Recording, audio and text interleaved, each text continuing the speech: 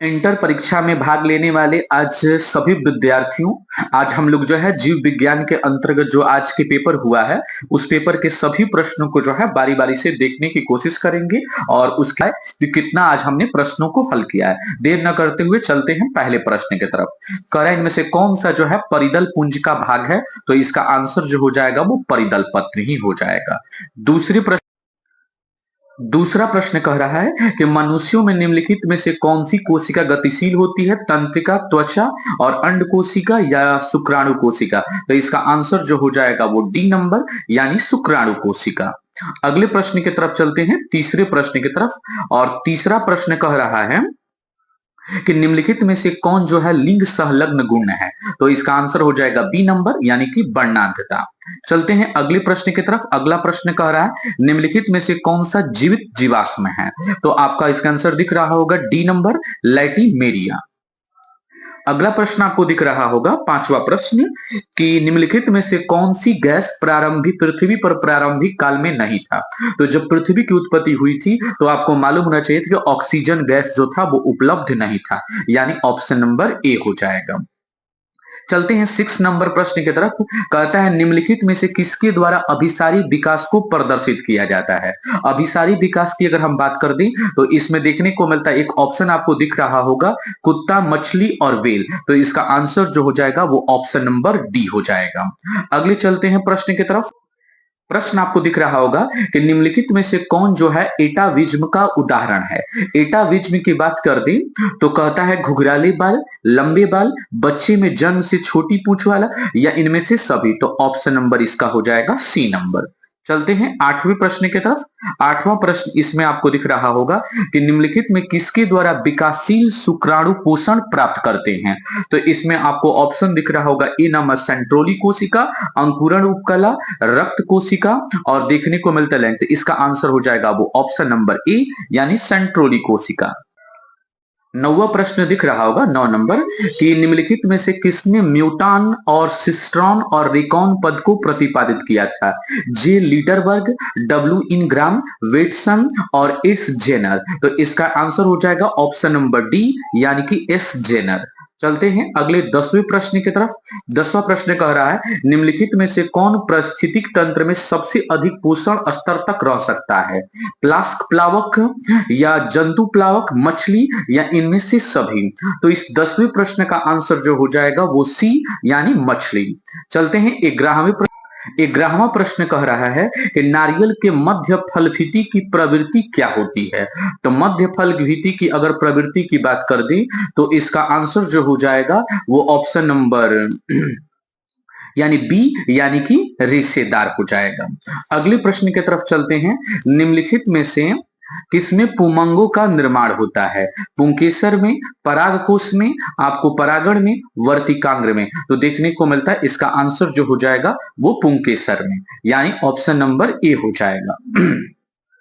चलते हैं अगला आपको प्रश्न दिख रहा होगा कि मनुष्यों में संलग्न गुणों की संख्या क्या होती है। 46, 22, 92, 23। तो इसका आंसर जो हो जाएगा वो 23। अगले प्रश्न की तरफ चलते हैं।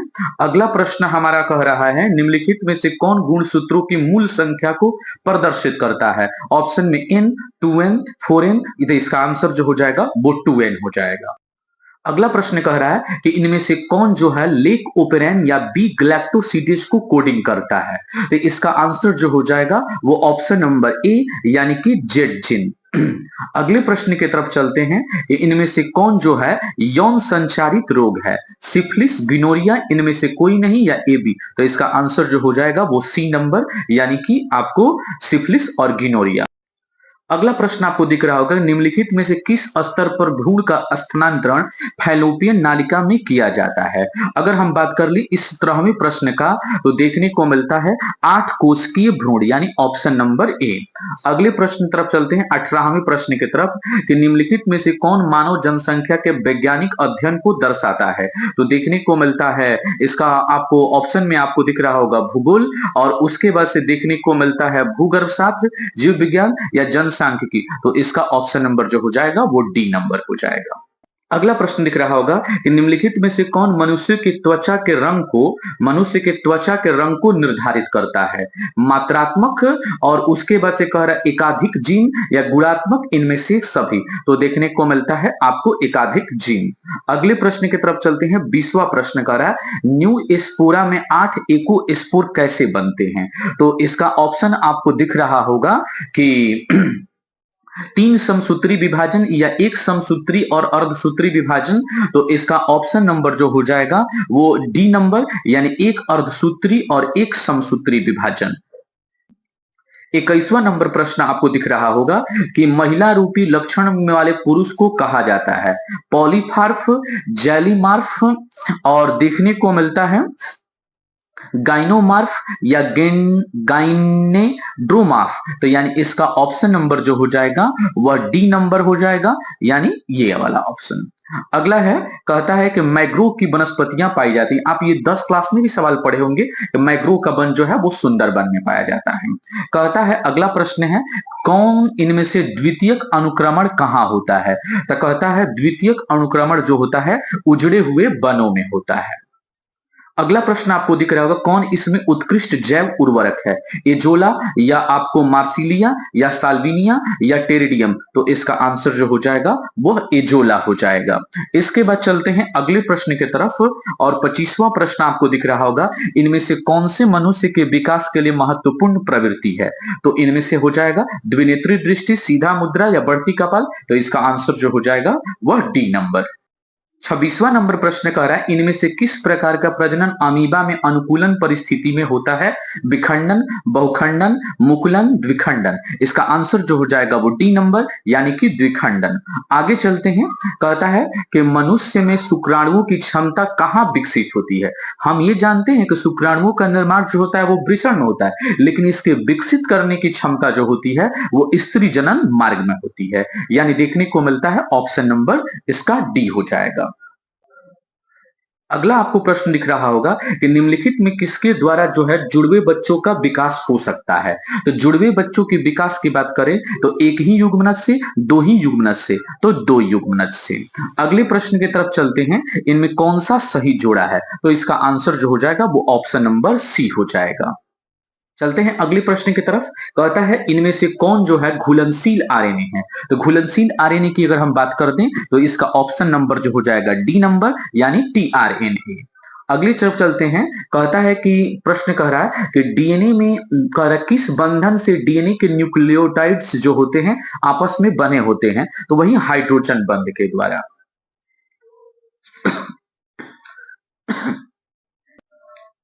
अगला इसमें से प्रश्न दिख रहा है कि निम्नलिखित में से कौन समवृत्ति अंगों के उदाहरण है?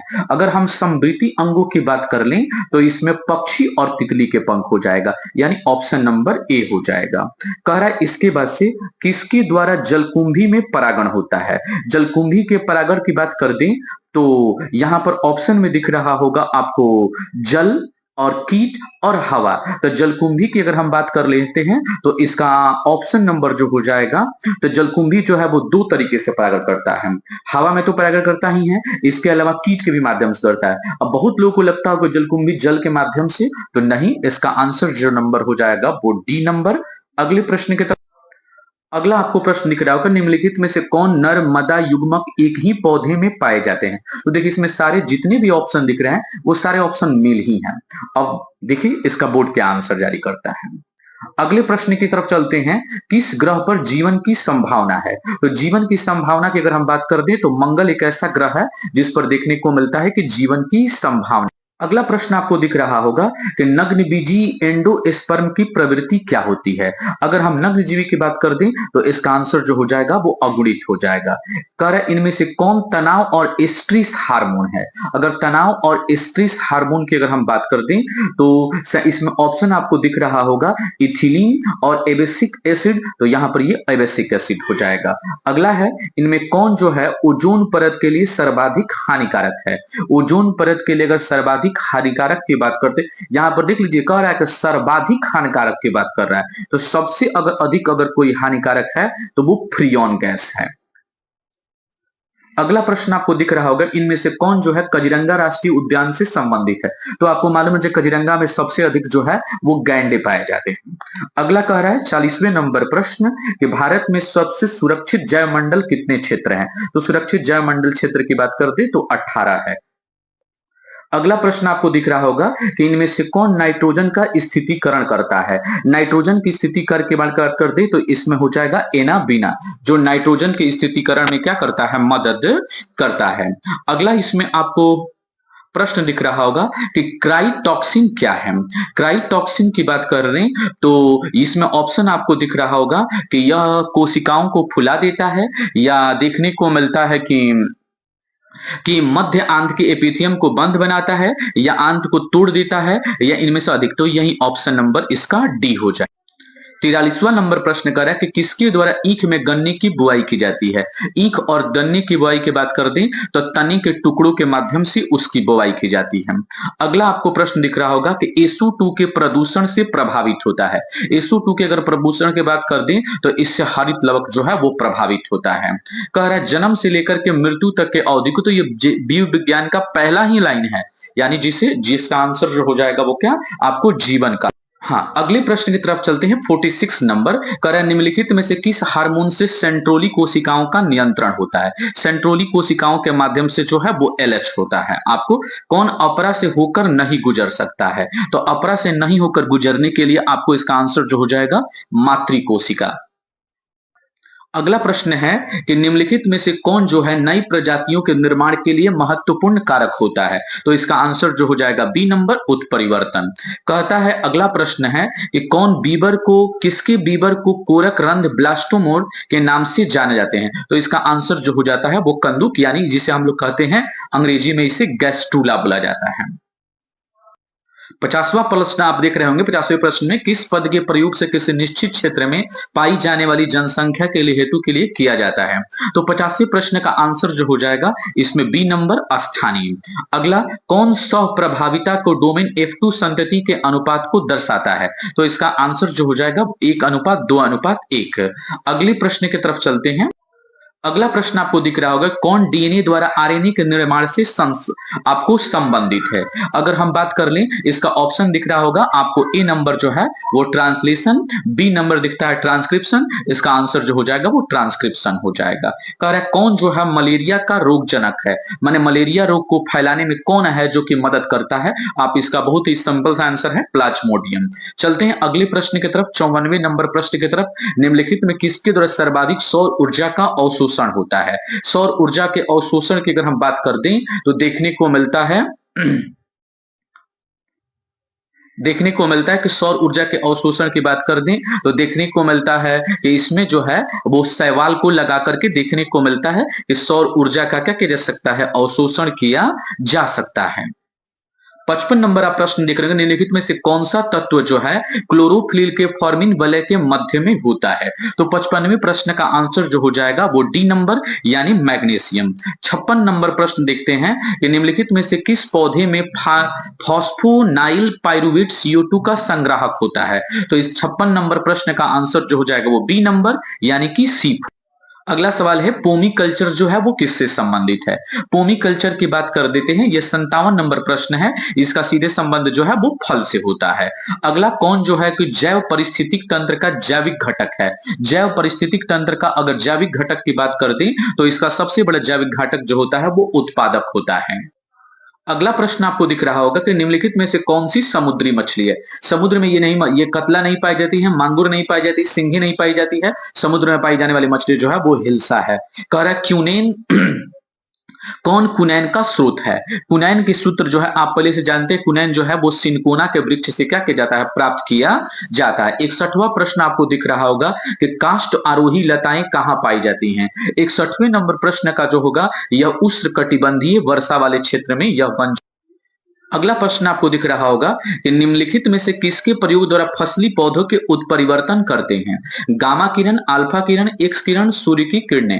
तो यानी आपको इसका आंसर जो हो जाएगा वो ऑप्शन नंबर ए यानी कि गामा किरण। चलते हैं अगले प्रश्न की तरफ। 63 नंबर, निम्नलिखित में से किसमें ट्यूबर द्वारा जो है वह देखने को मिलता है कायिक प्रवर्धन होता है? अब ट्यूबर द्वारा कायिक प्रवर्धन की बात करते हैं तो इसका आंसर जो हो जाएगा वो सी यानी कि आलू में होता है। कह रहा है निम्नलिखित में से किसमें जो है गुणसूत्र का अतिरिक्त जोड़ा पाया जाता है? तो इसका आंसर जो हो जाएगा वो सी नंबर यानी कि देखने को मिलता है टोट्रोसोमिक में। अगला प्रश्न आप देखते हैं कि किस विधि द्वारा जो है कैंसर कोशिकाओं का विभाजन किया जाता है? कैंसर कोशिकाओं का विभाजन जो है बाबू आपको मालूम होना चाहिए कि यह देखने को मिलता है समसूत्री विभाजन यानी कि ऑप्शन नंबर ए के माध्यम से। अगले प्रश्न चलते हैं कि कह रहा है 66 नंबर प्रश्न कि आरंभिक कोड क्या है? तो आरंभिक कोड की बात कर दें तो इसका आरंभिक कोड जो हो जाएगा वो AUG हो जाएगा। अगला प्रश्न आपको दिख रहा हो कि बायोलॉजी शब्द का प्रतिपादन किसने किया था? बायोलॉजी शब्द जो है वो अरस्तु के द्वारा क्या किया गया था? दिया गया था। अगला चलते हैं पीली क्रांति का संबंध किससे है? तो पीली क्रांति का जो है संबंध जो है वो सरसों से है, यानी सरसों किस यानी तिलहन के अंतर्गत आएगा यानी कि ऑप्शन नंबर डी आ जाएगा। अगले प्रश्न की तरफ चलते हैं। पौधे के किस भाग से लौंग को प्राप्त किया जाता है? तो पौधे के देखने को मिलता एक हिस्सा होता है जिसे कली कहते हैं, बड हम लोग बोलते हैं, तो बड के माध्यम से। अगला जो है कह रहा है कि किसका प्रयुक्त रक्त में कोलेस्ट्रॉल की मात्रा को कम करने के लिए किया जाता है? तो एक दवा आती है आपको देखने को मिलता है स्टैटिन, वह स्टैटिन नाम की एक दवा आती है मार्केट में जो देखने को मिलता है कोलेस्ट्रॉल को कम करने में क्या करती है? मदद करती है। आशा है विद्यार्थियों की आपका अच्छे से अच्छे अंक प्राप्त होंगे। अगले मिलते हैं, तब तक के लिए अगले आने वाले एग्जाम वाले वीडियो में उसके पेपर आपको जरूर जो है लिंक में उपलब्ध होगा। आप अच्छे तरीके से अभी फिलहाल जो है रिवीजन कीजिए, उसके लिए हम जो है लगातार आपको पोस्ट डाल रहे हैं जिससे आप अच्छे से अच्छे मार्क्स को प्राप्त कर सकते हैं। तब तक के लिए धन्यवाद।